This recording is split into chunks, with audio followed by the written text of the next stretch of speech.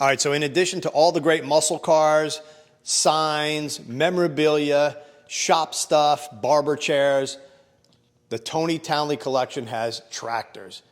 This is an early Ford tractor, tons of John Deere stuff, beyond even tractors. This is some kind of like skid steer or something. I don't know what the heck this is with the tracks on it. Alice and Chandler's tractor. These are all early tractors. I really know nothing about this stuff other than the fact that I love mechanical things. This is early Americana. Mark's on camera. Look at this flower truck right here. Somebody delivered flowers with this thing at some point, I'm sure. And this is the way that you did business. This is an early form of a truck here in America. Little rubber tires, not pneumatic, just on a wooden wheel cruising around. Very cool stuff. Just the invention of this stuff to mechanize America and go from basically hand labor to machine labor is just incredible. All the castings, the mechanisms, this is obviously before CAD/CAM. Somebody thought this up and said, hey, we can do a job better with a machine, and they just designed machines. And this building right here in the Tony Townley collection just shows it off really well. 1915, just a cool truck, Ford Model T truck. And imagine you were the person in 1915 or 16, you got this, and how much it helped your business, whatever your business or, you know, might have been, delivering things or moving goods, just incredible. Look at this, some kind of farm implement. I don't even know really anything about farming, but these are just all machines. Look at the gears, look at the mechanisms, everything to help out the way people did business. Another kind of farm machine, just metal wheels. I mean, we're going to just roll out on metal wheels. You know, it doesn't matter. And then on to just how beautiful and the restoration of some of the things here that will be going up for auction. The scales of different types, whether it was in some type of deli or some other type of business. This is obviously for weighing peanuts. Just incredibly beautiful, restored. And the funny thing is when somebody bought this and it was brand new, it probably looked just like this or similar. And then as time went by, it probably got old and crusty and stayed in somebody's business for many, many years. And then, you know, it gets restored back to this type of condition, and it's a showpiece. It's a piece of artwork at this point. And this is all made in America stuff, too. This is not anything that was made overseas. And a lot of times, you can even see on here somewhere, the make, the model. I don't want to touch this stuff, but a lot of times it will say where it was made or it's actually cast into it. So Dayton, I'm assuming, is Dayton, Ohio. And just really, really neat. Here you go, Dayton, Ohio, USA, right up top, right in front of my face, computing scale. But just a very cool building, really cool display, the way they have everything laid out. And if you're into tractors, there's some neat stuff in this building. Just absolutely incredible. That the way that this stuff is put together. Everything's serialized. Charles City, Ohio. Everything's just, wow. Small tractors, big tractors. Look at that plow, a hand plow. Now, I saw in the other building there was a bunch of restored scales. I didn't want to step on it right now because we've been eating like chicken fried steak and all kinds of stuff like that while we're here. But here's an old fire truck. And I know, Mark, you were digging this machine here. This is some kind of very, very early machine. Let's take a look at this, because if anybody can tell us what this is or what it does or what it did, please let us know. But certainly an early gas engine or internal combustion engine of some sort, but all kinds of spring look at this belt is like a spring. That's just wild right there. Just a frame. Everything's built on this like H-channel or I-channel frame, all the cast pieces, some kind of date radiator. What is a threshing machine? I have no idea. Somebody tell us what threshing is. Look at the steering mechanism. This is like some early form of rack and pinion. I don't know what kind of, if it took lubricant or whatever, but it's all linked back to the steering. And there's all kinds of levers back there and pipes and things. Just enamored with the technology of the day. We went from walking and doing things by hand to now you could actually sit while you worked in this. And, You know, probably took a skilled laborer or skilled operator to work all this stuff. And think about whatever this thing did, it probably did it pretty well. And it was better than doing it by hand. Amen. All the way down here to some of the bigger John Deeres. You can see they increase in size. So I guess as they got the smaller machines to work, they said if we go bigger, we can do more work. So again, I'm not a John Deere expert. This is where we need Brian Lonis. He's a tractor guy. But this seems to be like the biggest one here. And it's got a cushioned seat. So I'm all about the cushioned seat. That would have been me driving that thing. And today we see these things in tractor pull competitions with big nitro burning engines and all that stuff, and alcohol burning engines and diesels and things like that. And it's just a lot of fun stuff. So just another part of the collection. We'll cruise through this way. Watch your step.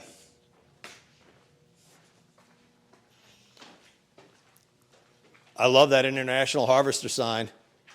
Signs are a big deal in this collection, obviously. This is just really, really cool. Look at the Ford tractor sign. Oh, my God. Wow. Ford was in the tractor business, that's for sure. This is like the transition from steam-powered equipment to gas-powered equipment and just the early stages of the internal combustion engine. What was the quality of gas like in this year? It just had to be, one would think, terrible. And supply, right? Where did you get gas? Right. It's not like there was a gas station on every corner. You didn't just stroll over and roll in with your fuel jugs. Right? Exactly. Exactly. We worked hard in this country. Look at this with its, I don't know what it accomplishes, but it's gear driven. I guess that's for the wheel.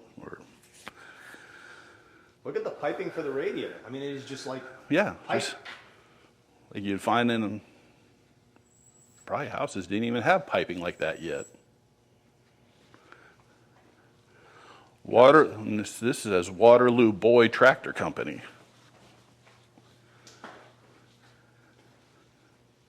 And even the advertising back then, like Waterloo Boy, the Sinclair dinosaur, just all the cool stuff.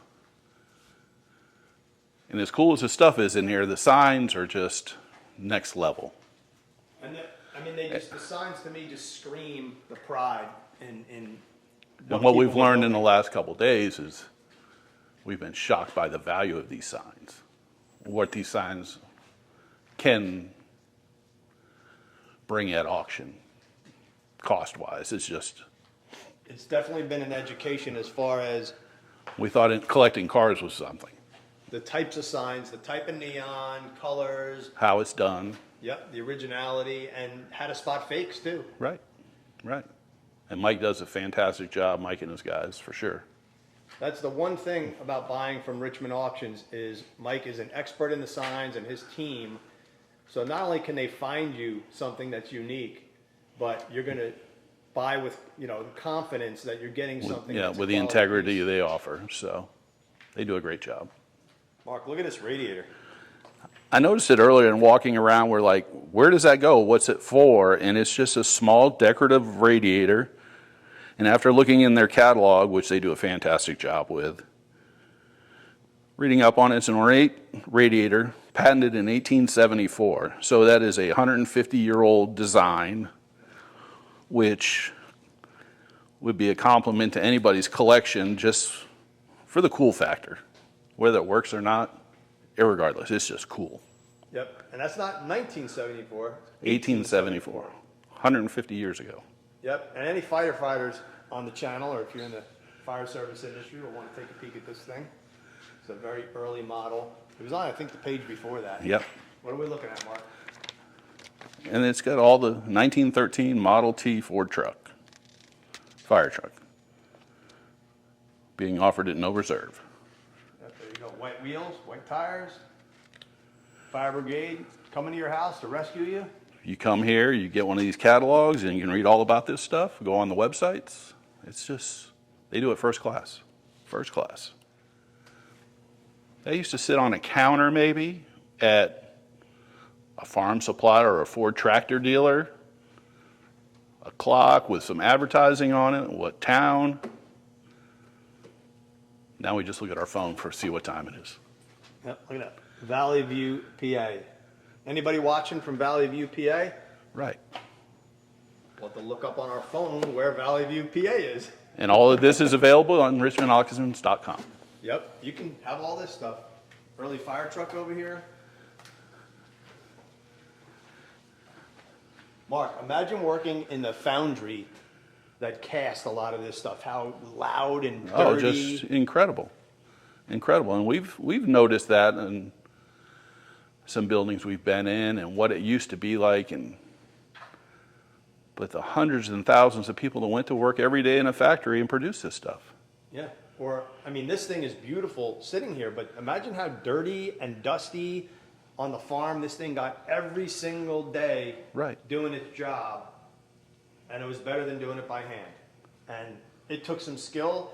And we didn't have mechanic school back then. You bought one of these and you learned how to fix it, because Right. if it broke down on the farm, you couldn't just bring it to a shop. You had Right. to learn how to fix it yourself. Right. And it was built to last too. It wasn't like you get a new one every 2 years. Incredible. Yeah. You bought this and you hoped that it maybe lasted you a lifetime and that you passed it on to your son who took over the farm, or your daughter who took over the farm, or something. This thing's over, I would guess, 100 years old or close to it. And just incredible. Yep. Incredible. Look at that, implements. Look at the exhaust. I mean, it's just, Yep, look at the carburetor and the fuel lines. how many of you guys designed a carburetor lately? Right?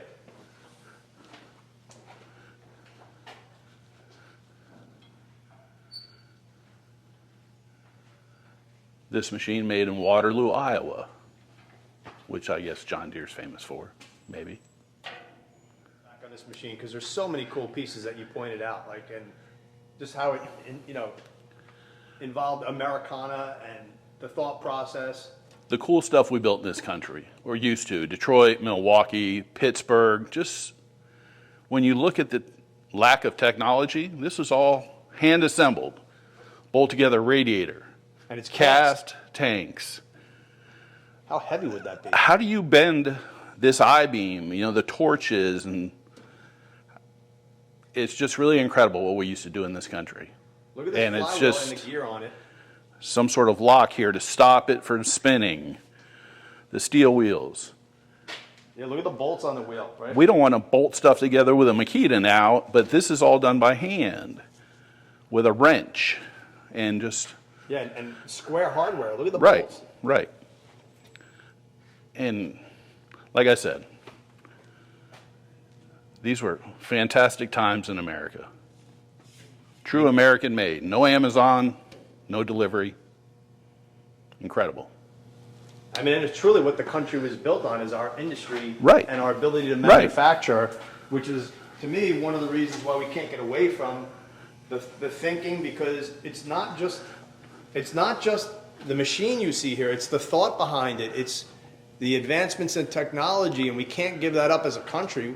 We've got to have industry, we've got to have young people, we've got to have people, engineers and developers and people with ideas. Like you said, if we just order everything on a damn Amazon, and Right. an electric truck shows up, where's that going to lead us to in the future? We're just going to fall behind. These as were a nation. young gentlemen that drew this out by hand, no computers, and just produced it, made it happen. And if something didn't work, they changed it on the fly. Right, right. And really, when you look at a lot of the stuff they did, we may have refined it, but it hasn't changed per se.